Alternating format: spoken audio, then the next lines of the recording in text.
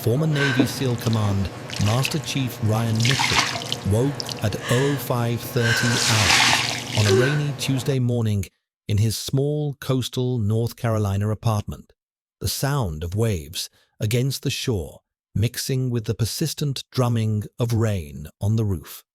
18 months had passed since the helicopter crash in Afghanistan that ended his 20-year military career, not with the clean finality of retirement, but with the messy reality of medical discharge following injuries that left his body functional, but his mind fractured by PTSD symptoms that made civilian life feel like navigating a minefield blindfolded.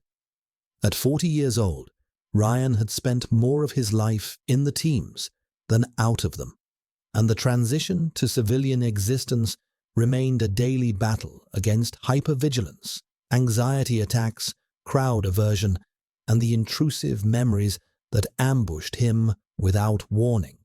The screaming of the helicopter's failing rotors, the impact, the fire, the screams of teammates he couldn't save. The VA psychiatrist had diagnosed severe PTSD with comorbid anxiety disorder, prescribed medications that helped marginally, and recommended a service dog as part of his treatment plan. That recommendation had led to Jax, a 4-year-old Belgian Malinois who'd washed out of military working dog training for being too sensitive to handler stress, a characteristic that made him unsuitable for combat deployment, but exceptional as a PTSD service dog. Over 18 months of intensive training through a non-profit organization specializing in pairing veterans with service dogs, Jax had learned to alert to Ryan's anxiety attacks before Ryan consciously recognized them himself, provide deep pressure therapy during panic episodes, create space in crowded environments that triggered Ryan's hypervigilance, and perform nightmare interruption that allowed Ryan to sleep more than 3 hours consecutively for the first time since the crash.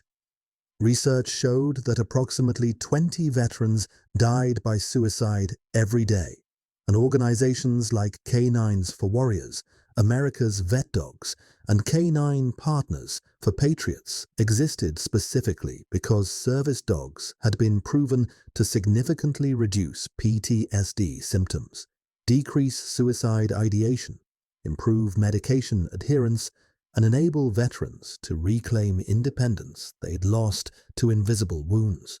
Jax wasn't just Ryan's companion, he was Ryan's lifeline, the difference between barely functioning and actually living. Ryan now worked part-time as a dog trainer specializing in PTSD service dogs for veterans, using skills he'd learned training Jax and formal certification through the same non-profit that had paired them. The work gave him purpose beyond his own recovery, helping other broken warriors find the same healing and independence that Jax had helped him reclaim. The irony wasn't lost on Ryan. The sensitivity that had disqualified Jax from military service made him perfect for saving veterans the military had broken. This particular Tuesday morning routine included breakfast at Maggie's Cafe, a local diner Ryan had been visiting regularly for 6 months. The predictability helped manage his PTSD. Same booth in the corner, providing clear sightlines to all entrances and exits. Same breakfast order. Same waitress who understood service dogs and never made Ryan feel different or damaged. That waitress was Emma Rodriguez, 24 years old, working her way through nursing school with 2 jobs while supporting younger siblings her parents couldn't afford to help. Ryan knew her story because Emma had shared it during quiet morning conversations when the diner was slow. Her dreams of medical school, her 60-hour work weeks, her determination to create opportunities her family had never had. At 07:30 hours, Ryan entered Maggie's Cafe with Jax at his side, wearing a clearly marked service dog vest, identifying him as a working PTSD service animal. The diner was busy with the morning rush, construction workers grabbing coffee before job sites, local business owners meeting over breakfast, and a table of 4 sheriff's deputies in full uniform from the county department. Ryan took his regular corner booth, Jax settling quietly underneath as Ryan reviewed training notes for afternoon sessions at the Veterans Center. Emma brought coffee without being asked, smiled at Jax with the genuine affection of someone who understood service dogs weren't pets but medical equipment, and took Ryan's regular order. The morning routine was therapeutic in its predictability, a small island of normalcy in the chaos PTSD had made of Ryan's life. But the deputy's table disrupted that normalcy. Ryan's SEAL-trained threat assessment automatically catalogued concerning behaviors, loud voices, demanding tone toward Emma, excessive complaints about minor service issues, the entitled body language of people using authority to intimidate.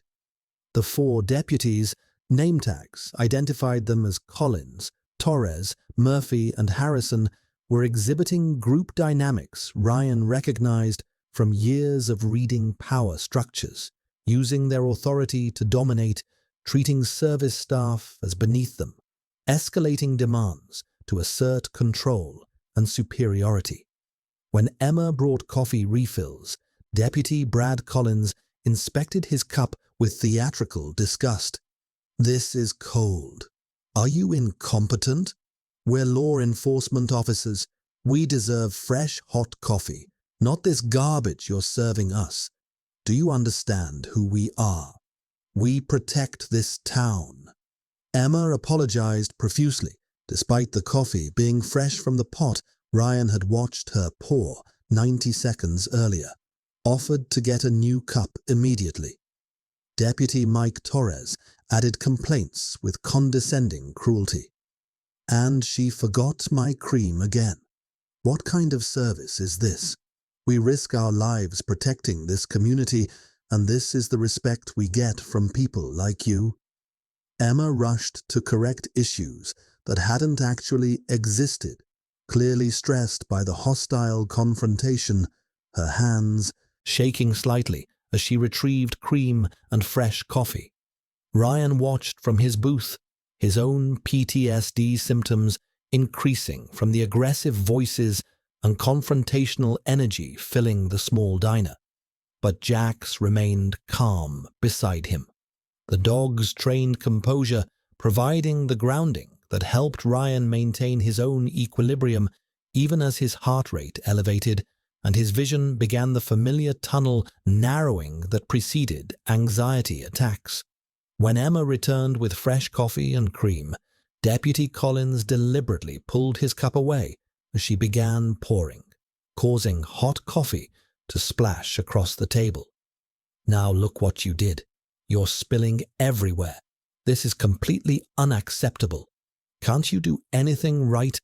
Emma apologized again, reaching for napkins to clean the spill she hadn't actually caused. That's when Deputy Sean Murphy crossed the line from harassment into felony assault. He picked up his full cup of scalding hot coffee. Ryan could see steam rising from it even from 15 feet away, and deliberately poured it over Emma's hand and forearm as she wiped the table, the hot liquid cascading over her skin in a sustained pour that took 3 full seconds. Emma screamed, a sound of genuine pain and shock that cut through the diner's morning noise, jerking backward as scalding coffee dripped from her arm, visible burns already forming on her skin, blistering starting immediately, the kind of second-degree burns that would require medical treatment and leave scars. The 4 deputies laughed. Actual laughter at a young woman they'd just deliberately burned with scalding coffee. Deputy Collins added with cruel satisfaction, "Maybe that'll teach you to pay attention to your job. We're officers of the law. You show us proper respect, or you learn lessons the hard way. Emma was crying, cradling her burned arm against her chest, backing away toward the kitchen while other customers stared in shock, but nobody intervened. These were sheriff's deputies, authority figures with badges and guns who just committed assault in front of 24 witnesses and were laughing about it like it was entertainment rather than a crime. The diner manager rushed from the kitchen, but his response was paralyzed uncertainty.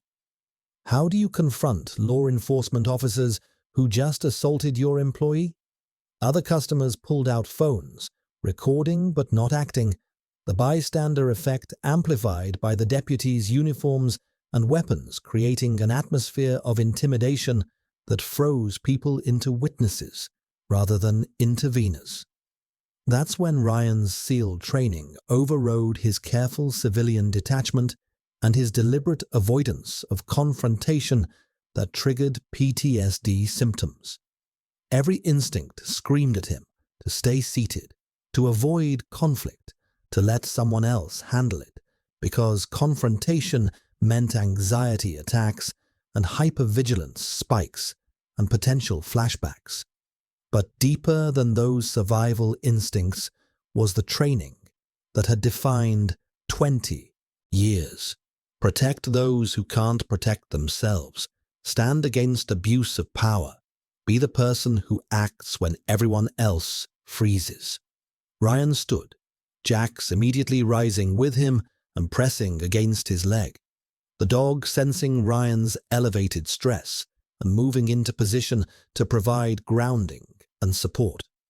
Ryan crossed the diner to Emma's position with the controlled movement of someone who'd spent 2 decades operating in hostile environments, gently taking Emma's injured arm to assess the damage. Second-degree burns, blistering already forming across the dorsal surface of her hand and forearm, the kind of injury that would require emergency treatment and potentially skin grafts. He looked directly at Deputy Murphy with the calm, unflinching gaze that 20 years of command presence had perfected. "You just committed assault and battery on a civilian," Ryan said, with the quiet authority that made subordinates listen and enemies recalculate. "You deliberately poured scalding hot coffee on her arm, causing visible injury requiring medical treatment. That's assault under North Carolina General Statute 1433. You did it while on duty, in uniform, using your position as law enforcement to intimidate the victim and prevent her from defending herself. That's abuse of authority. I witnessed the entire incident. So did everyone in this diner. Several people recorded it on their phones." Deputy Collins stood aggressively, hand moving toward his service weapon in an unconscious intimidation gesture. "Who the hell are you? You threatening police officers? We'll arrest you for obstruction of justice and interference with law enforcement." Ryan didn't move, didn't flinch, Jax maintaining perfect controlled position at his side, providing the physical grounding that kept Ryan's PTSD symptoms manageable. "I'm retired Navy SEAL Command Master Chief Ryan Mitchell. This is Jax, my registered PTSD service dog. I'm not threatening anyone. I'm documenting a crime I witnessed you commit. You deliberately poured scalding coffee, causing second-degree burns requiring medical treatment on a waitress, then laughed about it while she screamed in pain. Multiple witnesses, video evidence from at least 6 phones. Your badge doesn't exempt you from assault laws or basic human decency." Deputy Murphy tried different intimidation tactics. "That was an accident. She was clumsy moving the table. And your dog shouldn't even be in here. That's a health code violation. We should cite this establishment." Ryan's response was delivered with SEAL precision, each word carefully chosen and legally grounded. "It wasn't an accident. You deliberately lifted your cup with both hands and poured it on her arm in a sustained action lasting approximately 3 seconds while making a verbal statement about teaching lessons. That's intentional infliction of injury, which elevates it from simple assault to assault inflicting serious injury under North Carolina General Statute 1433(1). Jax is a federally protected service dog under the Americans with Disabilities Act, Title III, trained specifically for PTSD alert and response, clearly marked with service dog identification visible on his vest, and legally permitted in all public accommodations.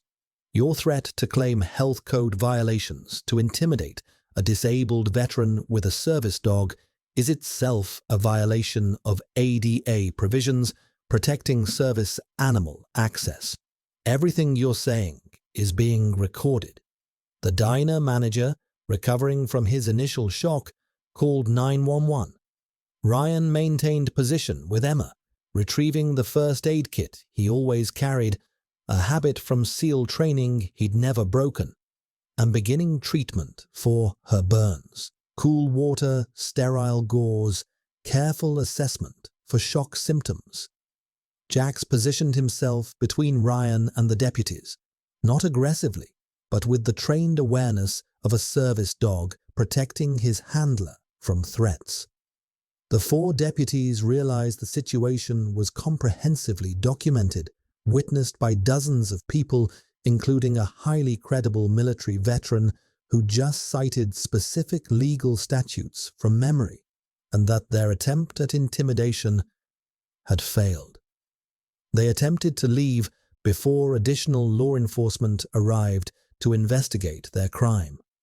Ryan blocked their path to the exit, not physically, but with command presence that 20 years of leading men in combat had perfected.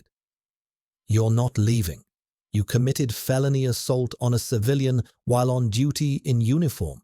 The sheriff's department has been called by your own dispatcher. You'll remain here to provide statements to the investigating officers. Leaving the scene of a crime you committed while in uniform compounds your violations and adds fleeing to avoid prosecution.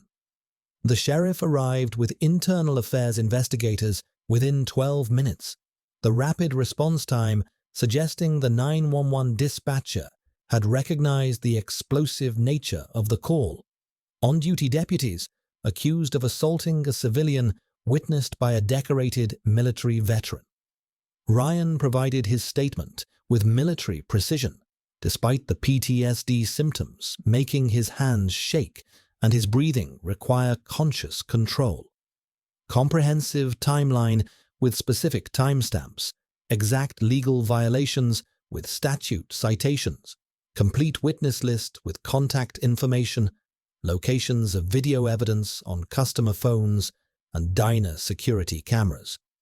Emma, receiving treatment from paramedics for second-degree burns, covering approximately 15% of her right hand and forearm, provided her account through tears and shock, describing months of increasingly aggressive behavior from these same deputies whenever they came into the diner, escalating complaints designed to humiliate her, and today's deliberate burning that had crossed from harassment into assault causing injury that would require weeks of medical treatment and potentially permanent scarring. The diner manager, Marcus Washington, a former Army sergeant who'd served in Iraq, confirmed the deliberate nature of the coffee pouring.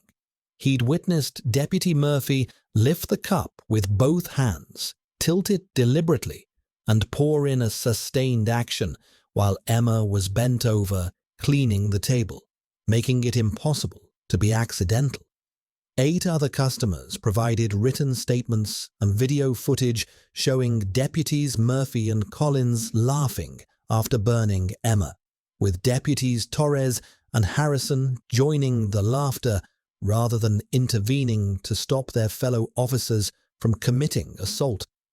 The 4 deputies claimed it was an unfortunate accident, that Emma was exaggerating her injuries for attention and potential lawsuit money, and that Ryan was an unstable veteran with severe PTSD making false accusations because his mental illness made him prone to paranoia and misinterpreting normal interactions as threats. Deputy Collins specifically argued, "This veteran clearly has PTSD. He admitted it himself and has a PTSD service dog. People with his condition are known to have distorted perceptions of reality and see threats where none exist. His testimony is inherently unreliable due to documented mental illness." Internal Affairs investigators reviewed the video evidence that night. Crystal clear footage from 3 different phone cameras and the diner's security system, showing Deputy Murphy deliberately lifting his cup, looking directly at Emma, and pouring hot coffee on her arm in a sustained 3-second pour while she cleaned the table, followed by all 4 deputies laughing as Emma screamed and pulled away, clutching her burned arm. The evidence was incontrovertible. Deliberate assault captured from multiple angles with audio recording Deputy Collins' statement about teaching lessons.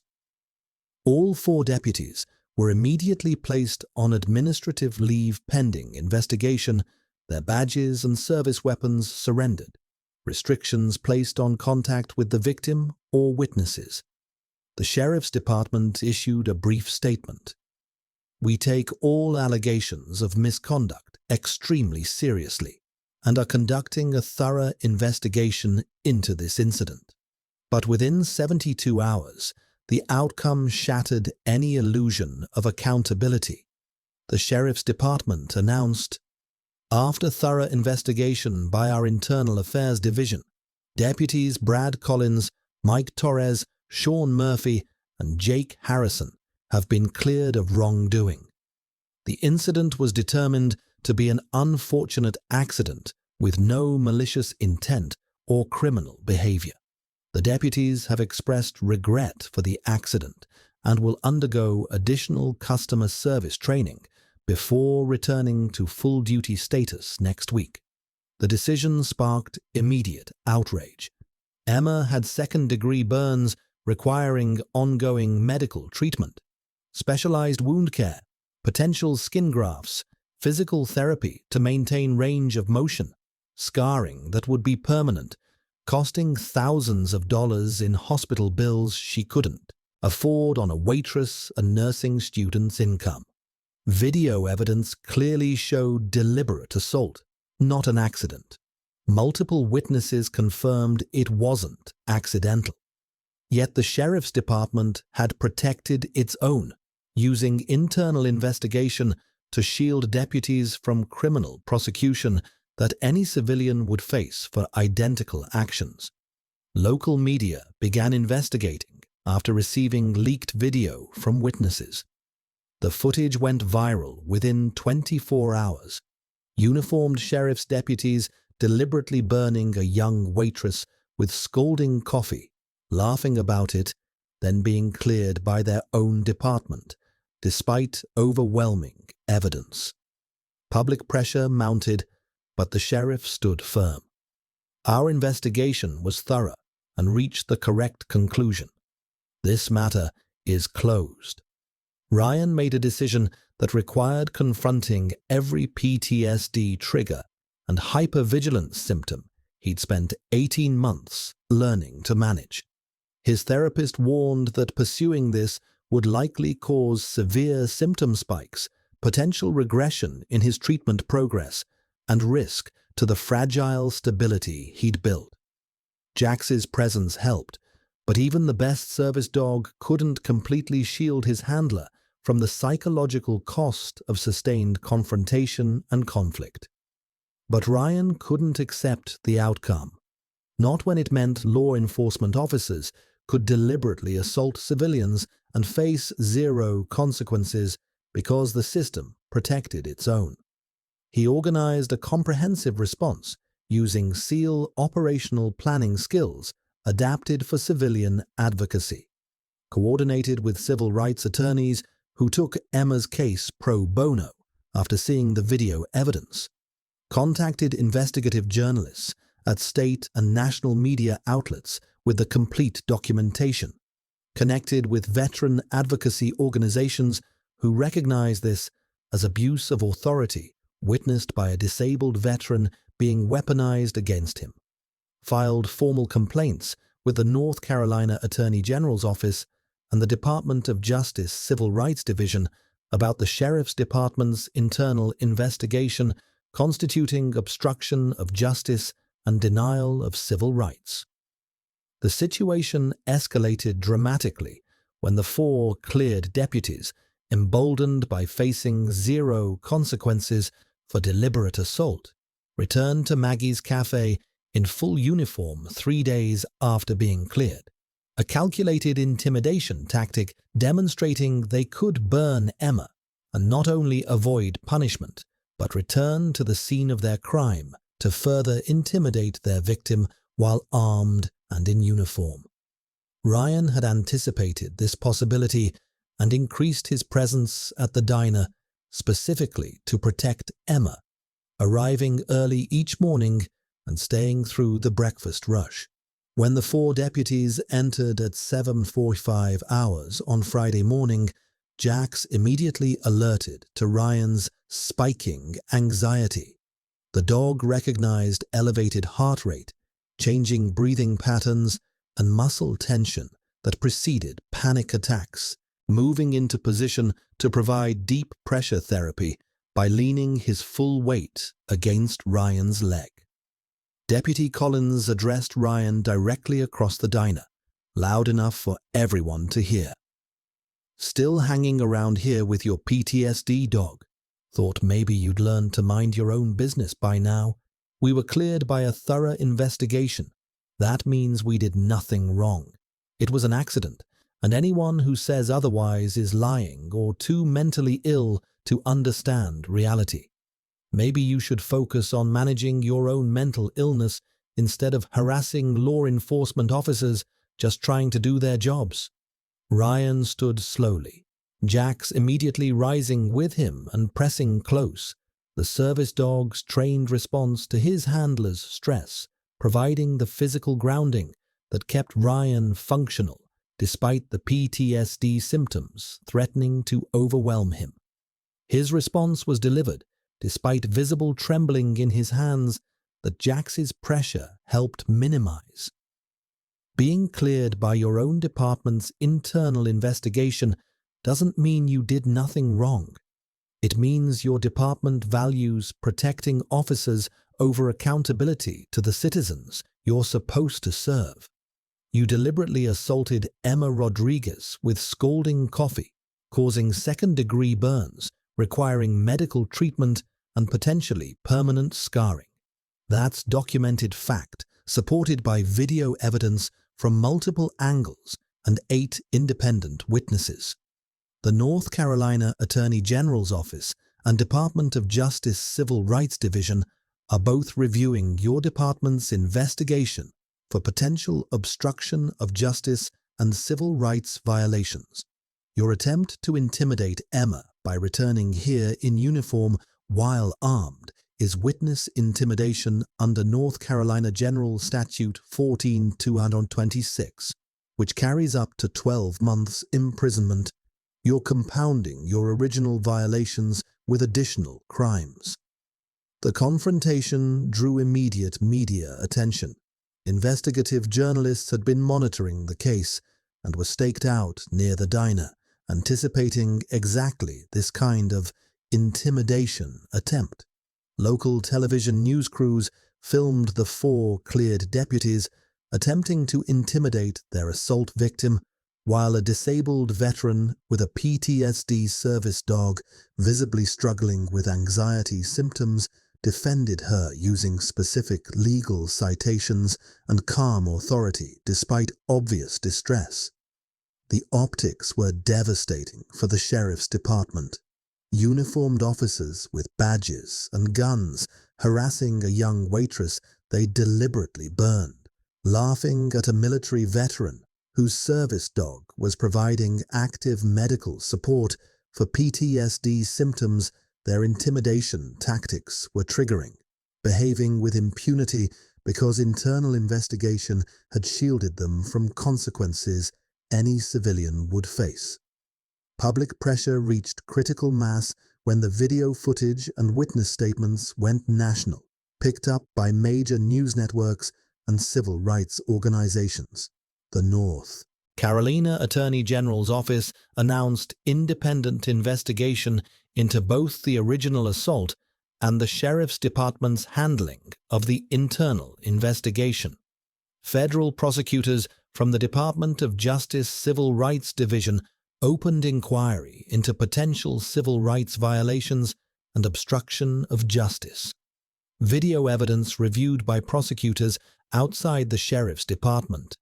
The same footage Internal Affairs had claimed showed an accident, led to criminal charges filed by the Attorney General's office. Deputy Sean Murphy, charged with assault inflicting serious injury, felony, assault with a deadly weapon, the scalding coffee, and abuse of authority. Deputies Brad Collins, Mike Torres, and Jake Harrison, charged as accessories after the fact for their laughter and failure to report a crime committed by a fellow officer, and conspiracy to obstruct justice for their coordinated false statements claiming the assault was accidental. The criminal trial of the 4 deputies became a referendum on law enforcement accountability and the abuse of authority that systems protect when officers police themselves. Deputy Sean Murphy's defense argued that pouring scalding coffee on Emma Rodriguez had been an accident, that his hand had slipped, that the whole incident was unfortunate but not criminal. The prosecution systematically dismantled that claim, with video evidence showing Murphy lifting the cup with both hands, looking directly at Emma bent over the table, and pouring in a 3-second sustained action, while Deputy Collins made statements about teaching lessons. Ryan testified as the primary witness, describing exactly what he'd observed with the detailed precision of 20 years of military training in observational skills and after-action reporting. The defense attempted to undermine his credibility by emphasizing his PTSD diagnosis and his need for a service dog, arguing that mental illness made his perception unreliable. The prosecution's response was devastating. Mr. Mitchell's PTSD resulted from 20 years serving this country as a Navy SEAL, including the helicopter crash in Afghanistan that ended his career when he was injured saving teammates. His service dog, Jax, helps him manage symptoms that resulted from that service. His mental health diagnosis doesn't affect his observational skills or credibility. It affects his ability to function in stressful situations, which is why Jax provides medical support. The defense is attempting to weaponize a disability against a decorated veteran to protect law enforcement officers who committed felony assault on a civilian. Emma testified about the burns that had required 3 weeks of intensive wound care, potential need for skin grafts to minimize scarring, thousands of dollars in medical bills she couldn't afford, and the ongoing trauma of being deliberately hurt by people in positions of authority who then faced no consequences because the system protected them. 8 additional witnesses confirmed the assault was deliberate, not accidental. The jury deliberated for less than 4 hours before returning verdicts. Deputy Sean Murphy guilty on all counts: assault inflicting serious injury, assault with a deadly weapon, abuse of authority. Deputies Brad Collins, Mike Torres, and Jake Harrison guilty of accessory after the fact and conspiracy to obstruct justice. Sentencing came 2 weeks later. Murphy received 18 months in state prison, followed by 3 years supervised probation and permanent ban from law enforcement in North Carolina.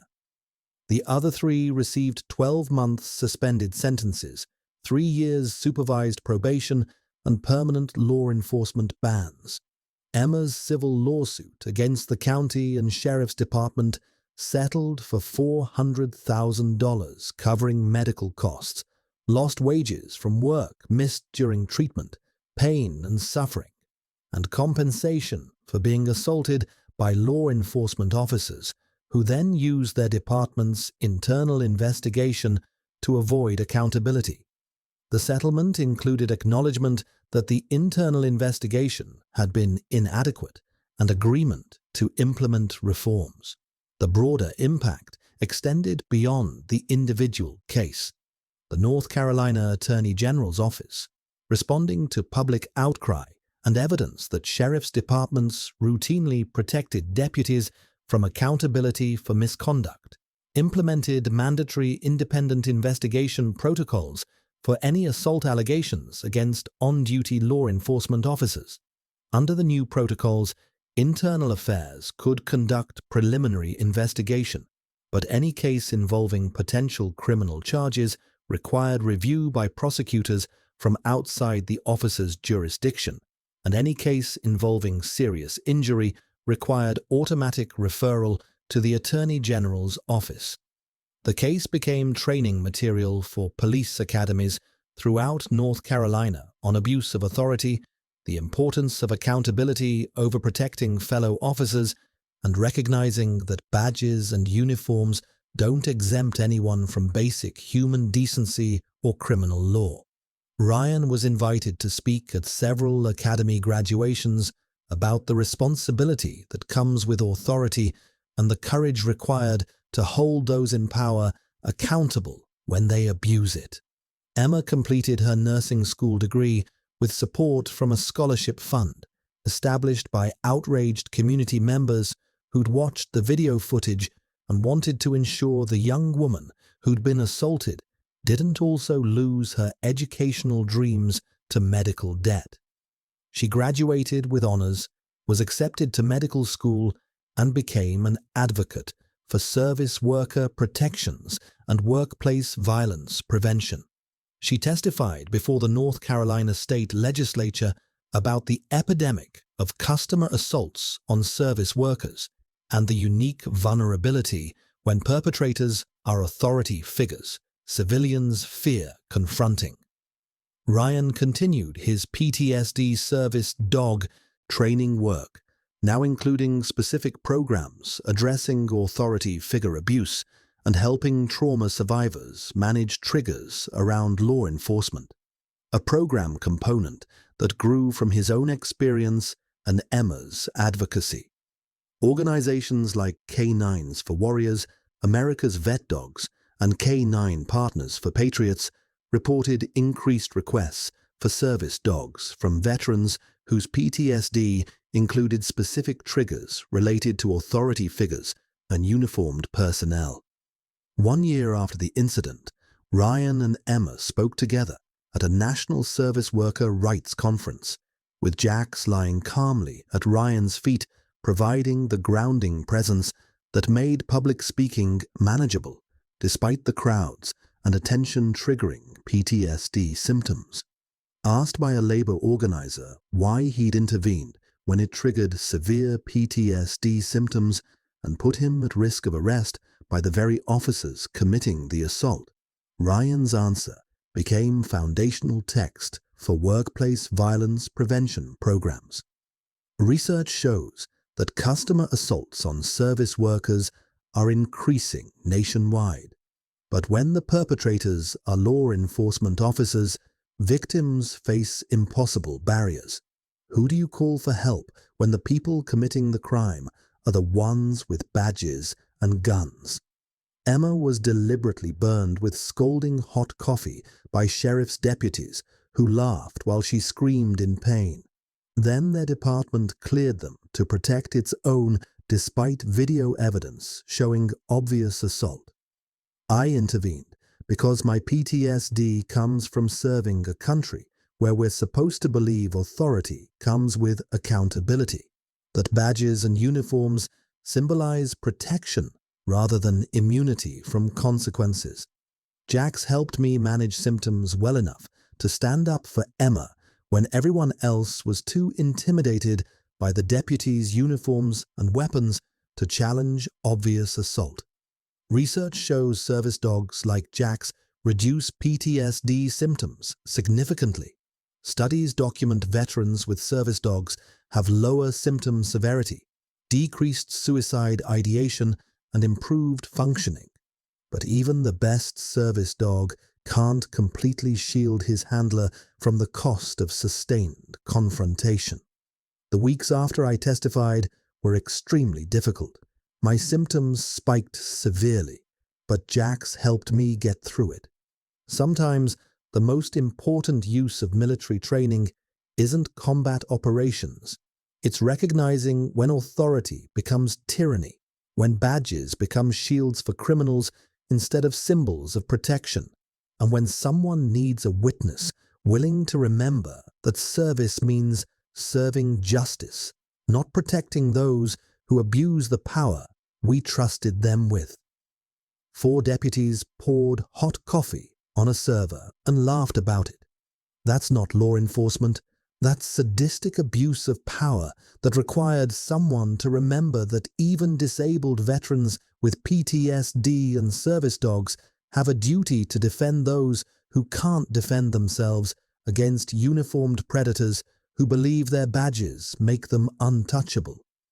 Emma spoke about the importance of witnesses willing to act rather than just record, the courage it took for Ryan to intervene knowing it would trigger his PTSD, and how Jax's presence had provided protection for both of them.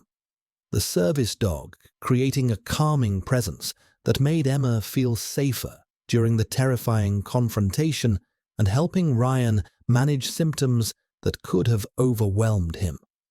She advocated for legal protections, requiring independent investigation of any assault allegations against on-duty law enforcement, arguing that allowing departments to police themselves created inevitable conflicts of interest that prioritize protecting officers over serving justice.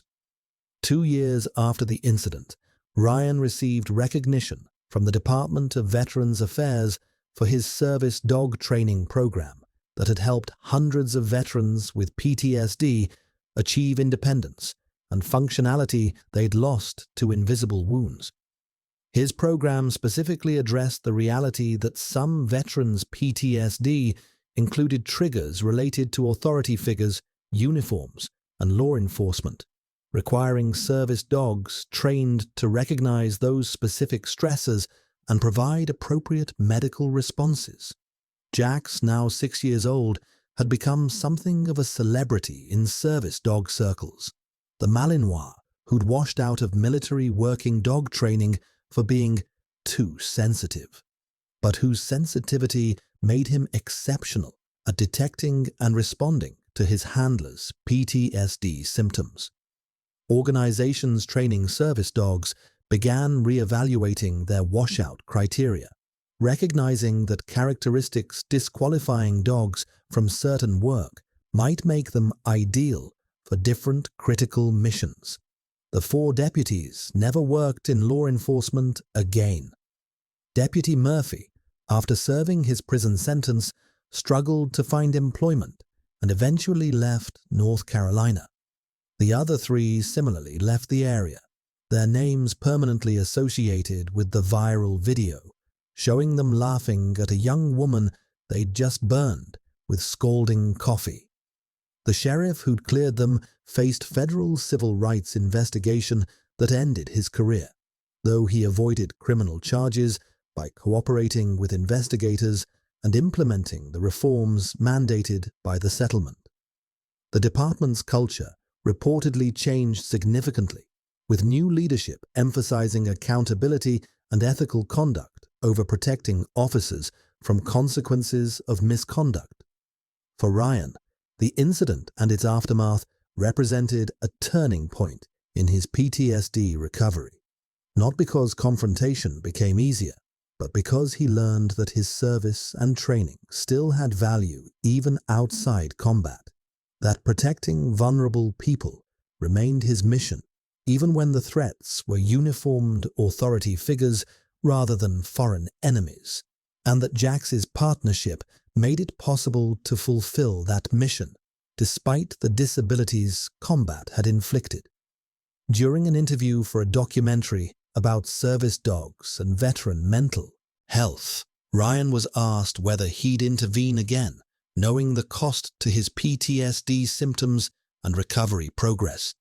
His answer captured the complexity of living with invisible wounds while maintaining the values that had defined military service. PTSD means every confrontation carries risk of anxiety attacks, flashbacks, symptom regression, weeks or months of difficult recovery. Jax helps manage those symptoms and makes intervention possible when it would otherwise overwhelm me. But he can't eliminate the cost entirely. Watching Emma get deliberately burned by deputies who knew they'd face no consequences because the system protects its own meant choosing between my own mental health stability and doing what I'd spent 20 years training to do, protect those who can't protect themselves from abuse of power. Jax gave me the capability to make that choice instead of being paralyzed by PTSD. Would I intervene again? Yes. Would it cost me again? Absolutely. But that's what service means, accepting costs to protect others, whether overseas in combat zones or in diners where authority figures abuse power because they believe badges make them untouchable. The 4 deputies learned that sometimes the person witnessing their crimes is a veteran whose service dog enables him to stand up despite disabilities, who knows the law well enough to cite specific statutes, and who understands that the most important battles aren't always fought with weapons, but with witness testimony, documentation, and the stubborn refusal to accept that authority exempts anyone from basic human decency and accountability for crimes committed against those they're supposed to protect.